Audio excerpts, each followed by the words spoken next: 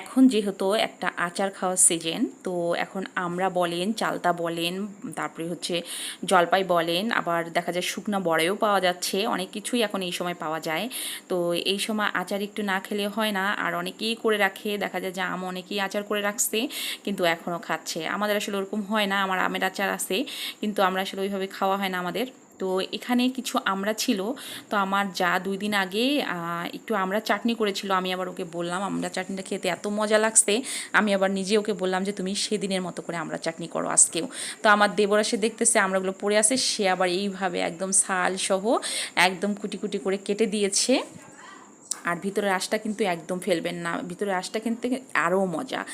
তো এইভাবে কেটে দিয়ে আমাদেরকে দিল আর আমরা বাকিটা করছি, এই হলো অবস্থা। তো আসসালামু আলাইকুম, by the way this is me Angela, Angela's mom. চলুন শেয়ার করি আমার জায়ের হাতের আমরা চাটনি।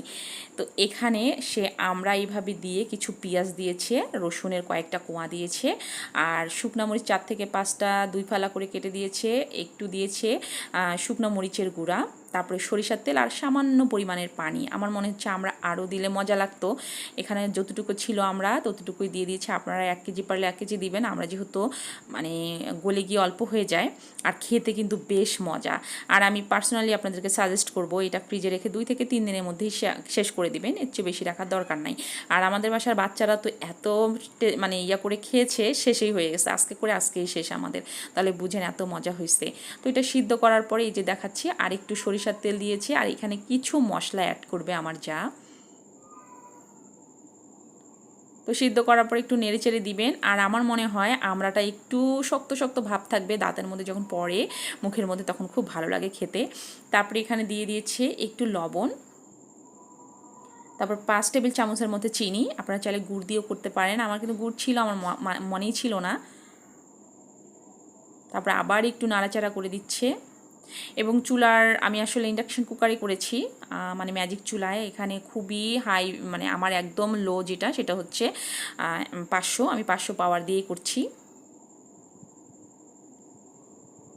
আবার এখানে ভালো করে নেড়ে চেড়ে দিচ্ছে।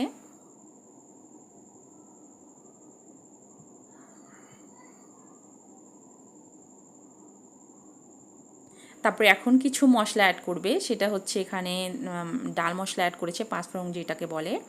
তারপরে দিয়ে দিয়েছি আমরা বাসায় যে মশলাটা করি মাংসের সঙ্গে করে খাই, সেই গুঁড়া মশলাটা দিয়েছে। এটা যেহেতু আমার জায়ের রেসিপি, তা আমি আবার দুষ্টামি করেই বলছি এটা যেহেতু তোমার রেসিপি, তোমার মন যা চায় তুমি তাই দিতে পারো। তো আবার হাসলো, বলতেছে হ্যাঁ আপু। তো খেতে কিন্তু অনেক মজা হয়েছে, আপনারা চাইলে কিন্তু ডাল মশলাটা স্কিপ করতে পারেন, আমার কিন্তু ভালো লাগছে। আর এটা হচ্ছে মেইন যে মশলাটা, এটা হচ্ছে আচারের মশলা। এটা আচারের মশলা করে আপনি একটা বয়মের মধ্যে রেখে দিতে পারেন, একটু ভাজাভাজি করে, হালকা ভাজি নিয়ে একটু গুঁড়া করে ব্লেন্ডারে রেখে দিলে আপনি যে কোনো আচার মানে যখন তখন করে নিতে পারবেন। আচারের মশলাটা দেওয়ার পর আমি আবার একটু চাকছি, দেখি বলছি যে চিনিটা আরও একটু লাগবে। এখানে প্রায় 8 চামচের মতো চিনি ব্যবহার করা হয়েছে, আপনারা চাইলে কিন্তু কম বেশি করতে পারেন। অনেকে ডায়াবেটিস রোগী আছেন, আপনারা গুড় দিয়ে খেতে পারেন, গুড় দিয়ে খেলে কোনো সমস্যা নাই। তো এখানে অল্প আঁচ দিয়ে এটাকে আবার একটু মানে সিদ্ধ সিদ্ধ করা হয়েছে, এই যে দেখতেই পাচ্ছেন ফাইনাল লুকটা এত দারুণ হয়েছে। আপনারা কে কীভাবে খান আমড়াটাকে, আচার তো খান, আর কে চাটনি কিভাবে করে খান অবশ্যই আমার সঙ্গে শেয়ার করবেন।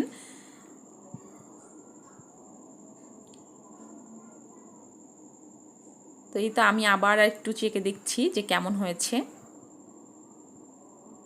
তো এই একদম পারফেক্টলি ডান। তো এখানে আমি আরেকটা হচ্ছে মানে বাটিতে ট্রান্সফার করে নিচ্ছি। ট্রান্সফার করার পরে দেখতেই পাচ্ছেন একদম কালারটা একদম অল্প হয়ে গেছে, এটা কিন্তু আমার আজকেই শেষ হয়ে গেছে। আর খাবারের রুচি কিন্তু এত বাড়ায়। তো কেমন হয়েছে জানাবেন। আল্লাহ হাফেজ, আসসালামু আলাইকুম।